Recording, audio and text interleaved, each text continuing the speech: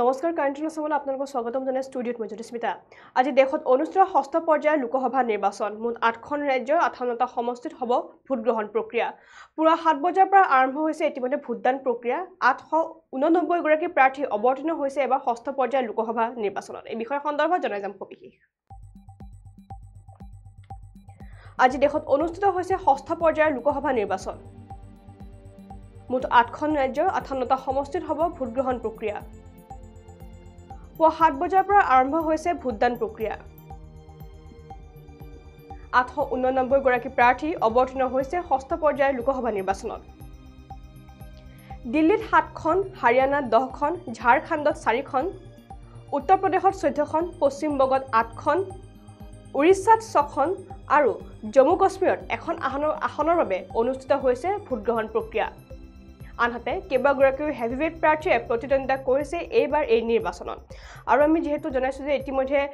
অন্তিম পৰ্যায় পাইছে 2024 বৰ্ষৰ লোকসভা নিৰ্বাচন মাজত মাত্ৰ আৰু এটা পৰ্যায় বাকি আছে আৰু এটো হৈছে সপ্তম পৰ্যায়ৰ লোকসভা নিৰ্বাচন আৰু আজি দেশত অনুষ্ঠিত হৈছে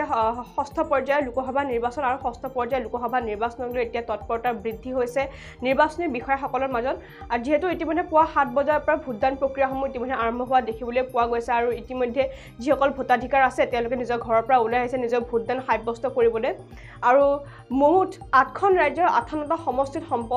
অনুষ্ঠিত হৈ আছে বৰ্তমান সময়ত ভোট গ্ৰহণ প্ৰক্ৰিয়া অৰ্থাৎ মুঠ 8খন ৰাজ্যৰ 58টা লোকসভা সমষ্টিত ইতিমধ্যে ভোটদান প্ৰক্ৰিয়াসমূহ চলি থকা দেখিবলৈ পোৱা গৈছে আৰু পুৱা 7 বজাৰ পৰা ইতিমধ্যে যেহেতু ভোটদান প্ৰক্ৰিয়াসমূহ আৰম্ভ হোৱা দেখিব পোৱা গৈছে আৰু এইবাৰ এই ষষ্ঠ পৰ্যায়ৰ লোকসভা নিৰ্বাচনত অৱতীৰ্ণ হৈছে 889 গৰাকী প্ৰাৰ্থী অৰ্থাৎ 889 গৰাকী প্ৰাৰ্থী এবাৰ অৱতীৰ্ণ হোৱা দেখিবলৈ পোৱা গৈছে এই ষষ্ঠ পৰ্যায়ৰ লোকসভা নিৰ্বাচনত আৰু শেহতীয়াকৈ এই ষষ্ঠ পৰ্যায়ৰ লোকসভা নিৰ্বাচন যেহেতু 8খন ৰাজ্যৰ মুঠ 58টা লোকসভা সমষ্টি মানত অনুষ্ঠিত হোৱা দেখিবলৈ পোৱা গৈছে আৰু ইয়াৰে এবাৰ মূল আকৰ্ষণৰ কেন্দ্ৰবিন্দু হৈ পৰিছে দিল্লী লোকসভা সমষ্টি আজি পুৱাৰ ভাগৰ পৰা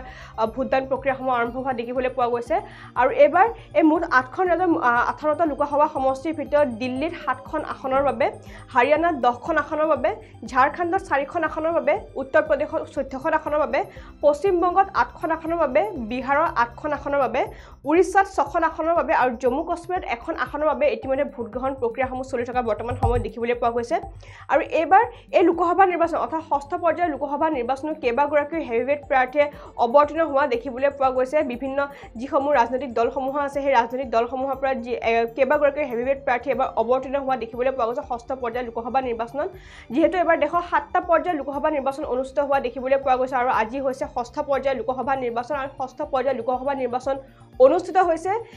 দেশৰ মুঠ 8খন ৰাজ্যৰ 58টা সমষ্টিৰ মাজত অৰ্থাৎ 8খন ৰাজ্যৰ মুঠ 58টা লোকসভা সমষ্টিৰ মাজত ইতিমধ্যে ভোট গ্ৰহণ প্ৰক্ৰিয়াসমূহ চলি থকা দেখিবলৈ পোৱা গৈছে পুৱা 7 বজাৰ পৰা ইতিমধ্যে যেহেতু ভোটদান প্ৰক্ৰিয়াসমূহ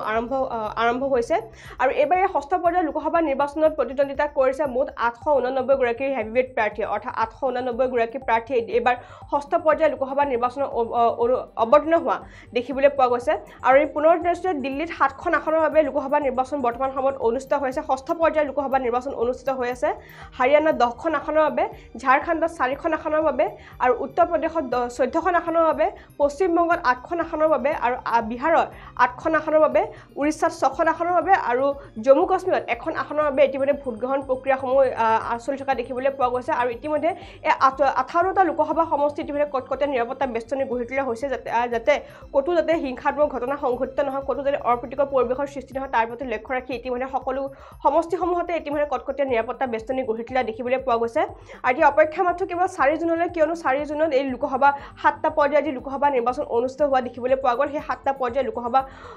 লোকসভা নিৰ্বাচনৰ ফলাফলসমূহ 4 জুনত ঘোষণা কৰা হ'ব আৰু আচলতে 4 জুনত দিনাখনে গম পোৱা যাব আচলতে কোন প্ৰাৰ্থীয়ে সেই হাঁহি মাৰিব কোনটো লোকসভা সমষ্টি অৰ্থাৎ কোনটো দলে বিজয় সাব্যস্ত কৰিব সমগ্ৰ দেশতে তাক লৈ এতিয়া সকলোৰে মনত প্ৰশ্ন উত্থাপিত হোৱা দেখিবলৈ পোৱা গৈছে আৰু আজি যিহেতু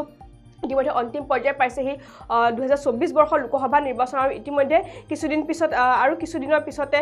দেশত সপ্তম পৰ্যায়ৰ লোকসভা নিৰ্বাচন অনুষ্ঠিত হ'ব 1 জুনত সপ্তম পৰ্যায়ৰ লোকসভা নিৰ্বাচন অনুষ্ঠিত হ'ব আৰু তাক লৈ এতিয়া সপ্তম পৰ্যায়ৰ লোকসভা নিৰ্বাচনক লৈ ইতিমধ্যে তৎপৰতা দেখিবলৈ পোৱা গৈছে আৰু আজি দেশত অনুষ্ঠিত হৈছে ষষ্ঠ পৰ্যায়ৰ লোকসভা নিৰ্বাচন আৰু মুঠ 8খন ৰাজ্যৰ 58টা সমষ্টিৰ মাজত ইতিমধ্যে চলি আছে ভোট গ্ৰহণ প্ৰক্ৰিয়া